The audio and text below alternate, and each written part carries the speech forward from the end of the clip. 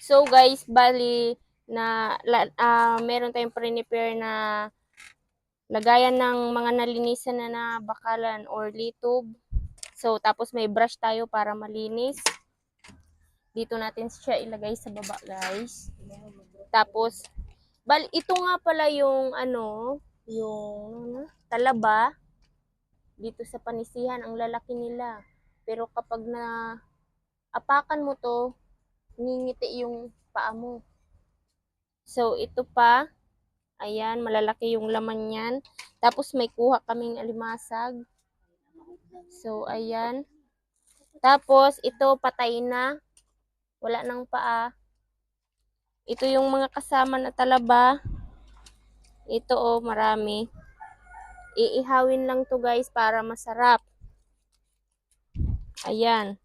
Tachado, probichado. Ayan guys. Hindi ka nabibili kapag matyaga kang manguha nito sa. Tapos ito, yung kapag kukuha ka nito sa putik, hindi sa buhangin kasi ginaganto-ganto pa yung putik para makuha mo lang. Tapos ito, si Chuistong. Ayan, ito pa, meron pa pala. Yan, ito marami guys, Ayan, Ay, kasag. Ayan, Napakarami, di ba? Tapos, syempre, kailangan mong nusnusan, brushan. Tignan nyo, ganito mag-brush. Parang nagbabrush ng damit. Syempre, para matanggal yung libag. Ikaw ba naman tumira sa putik? Ito guys, yan, ganyan. Tignan nyo, maputi na siya. Ayan. Tapos, ilalagay na natin siya dyan. Tapos, mga malalaki to guys. Tignan nyo, ang lalaki. Diba, ang lalaki. Pumunta lang kayo dito sa Panisian, makakakuha na kayo ng bakalan. Tapos, yung putik kapag, hanggang tuhod. Papasok sa puwit mo yung putik. Tapos, pag uwi mo, may ka na. Makati na yung puwit mo. Gutom ng puwit mo, kakain na ng putik. Ayan na, wala na siyang libag. Ayan, masarap tong gataan, guys. Masarap tong gataan. Tapos ito, kakaiba, di ba? Paiba-iba sila. Meron pa kami nito. Ano to? May laman, wala. Umang. Walang laman. Tapos, saan na yung iba? Meron pa kami ditong kakaibang nakuha, guys. Asan na yun? Ito. Ito pala, masarap to. Binibinta to sa merkado, nakikita ko. So, ito, yung nito, 25 pesos. Yung, basta maliit lang. Maliit, parang ganyan lang. Ay, isang takal pala. Isang takal. Pero ito, masarap.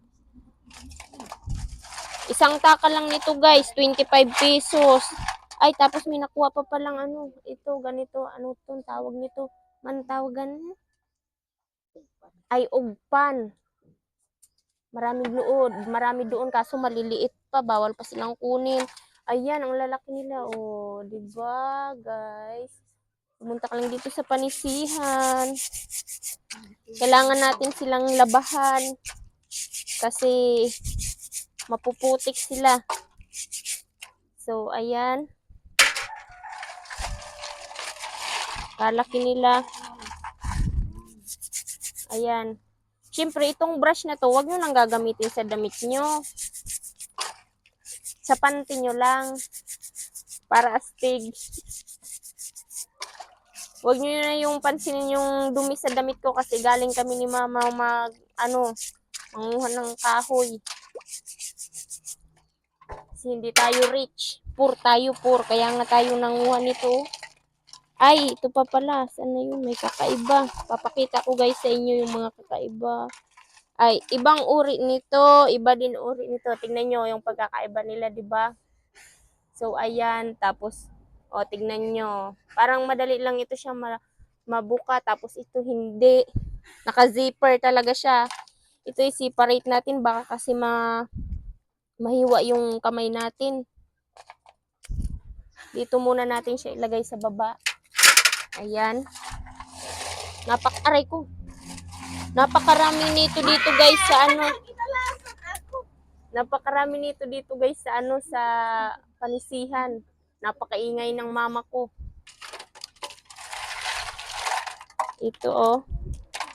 Ay ito meron pa pala talaba. Ang lalaki ng talaba no. O ito pa may maliit na durog na siya oh. Durog na. Kailangan i-separate na natin sila. Ayan, durog na kasi. Guys, masarap tong gataan. Tapos, lagyan ng sutanghon. Kailangan, kung gusto nyong, wala nang, ano ba tawag dito?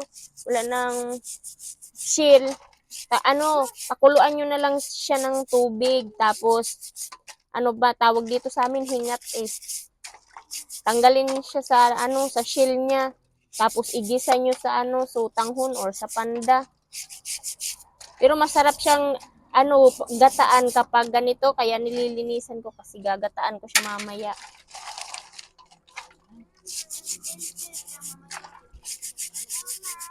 And then, so guys, yun lang mamaya na naman ulit.